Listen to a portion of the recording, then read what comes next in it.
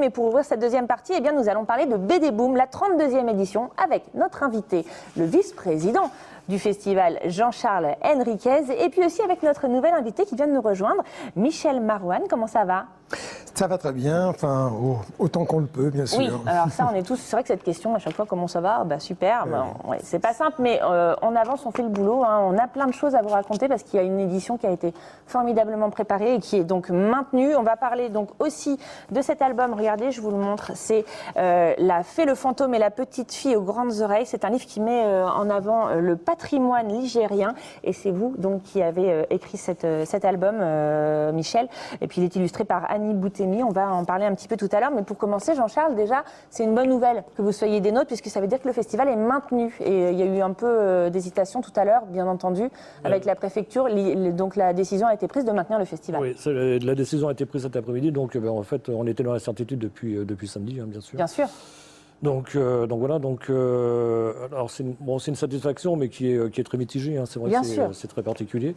Mais je pense qu'effectivement, il était vraiment très très important que ce festival ait lieu, parce que c'est aussi se dresser, vent debout contre cette barbarie, et affirmer effectivement tout ce qui, notre envie de vivre ensemble. Et ben voilà, vous savez, on s'est posé les mêmes questions aussi au sujet de cette émission, et effectivement, on a décidé d'être là aussi. On n'abandonne pas.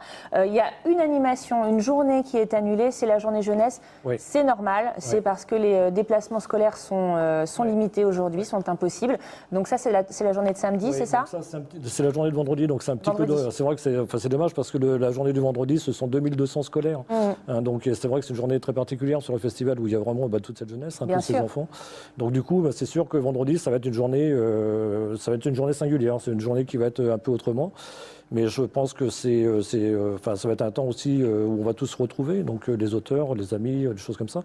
Et donc on en fera autre chose de cette journée. Bien sûr, on en fera autre chose, on se l'appropriera autrement. Il y a plein de choses dans ce festival, on va les aborder très vite. Café débat, il y a aussi tout ce qui est les projections, on est sur le côté cinéma avec des docus sur Cavana, sur Edmond Baudouin, des expos, un concert, le catch des dessinateurs à Moustache au Château d'Eau, ça c'est gratuit ce vendredi soir. Et donc je disais des cafés débats, et ça c'est intéressant aussi aujourd'hui de pointer un petit peu là-dessus. Il y en a un qui a attiré mon attention, c'est Je suis l'actu, ça se déroule à la Nouvelle République du Loir-et-Cher. C'est vendredi 20 à 17h30. C'est un débat avec Bess, qui est dessinatrice pour Charlie Hebdo, à Cosette aussi, et à Luma, et puis Laurent Astier. Ça, c'est sur réservation. C'est intéressant ce côté café-débat aussi avec les dessinateurs. De pouvoir accéder au métier. C'est vraiment découvrir les auteurs, être en contact avec eux, de discuter, échanger avec eux d'une façon autre, plus ouverte et certainement plus intéressante aussi que riche en tout cas. Plus riche, ouais, tout à fait. Parce que c'est vraiment une occasion de les rencontrer, de rencontrer les personnes qu'ils sont, et donc de ce qu'ils ont aussi à nous faire partager. Hein. Donc oui, effectivement, nous on a cette volonté d'avoir ce contact ou d'offrir la possibilité de découvrir, de rencontrer les auteurs autrement que par le simple salon BD. Quoi. Voilà, par les simples dédicaces. Il y a aussi, alors ça on peut peut-être terminer là-dessus avant de parler de l'album, c'est le volet prix aussi, puisqu'il y a un concours BD Boom. Alors c'est pas tout à fait un concours. C'est-à-dire qu'il y a plusieurs prix qui sont décernés lors du festival. Donc il y a le Grand Boom, bien sûr, donc Annie Gonzinger cette année, donc l'année prochaine, je ne vous le dévoilerai pas encore. Et oui. Donc alors c'est vrai que toute l'actualité du festival est autour d'Annie Gonzinger, avec une magnifique exposition, que je vous encourage vraiment à aller voir, parce qu'elle est vraiment magnifique. Et donc les prix, ce sont le prix de région, donc un prix à portée citoyenne, donc le prix de la Ligue de l'enseignement pour les enfants des écoles primaires. Donc là, ce sont, je crois, pratiquement 200 enfants qui ont voté. Prix, c'est ça qui est intéressant, c'est que le festival a vraiment aujourd'hui partie prenante de la ville et de la vie des citoyens de alors Blésois et vraiment du département, et on souhaite même plus ouvert au niveau régional. Au niveau régional aussi. Quoi. Un mot sur le livre, parce qu'on est déjà presque au bout. Michel, c'est vous qui l'avez écrit, et il est aussi illustré par Annie Boutemi. Alors c'est un très joli livre, mais qui en plus nous touche particulièrement, nous en tant que Ligériens, puisqu'on parle du patrimoine de la Loire. Vous nous expliquez un petit peu ? Le patrimoine de la Loire et le patrimoine imaginaire aussi, puisque ça parle de la fée ligérienne, celle qui a fait cette Loire. Si à la Loire, c'est grâce à elle.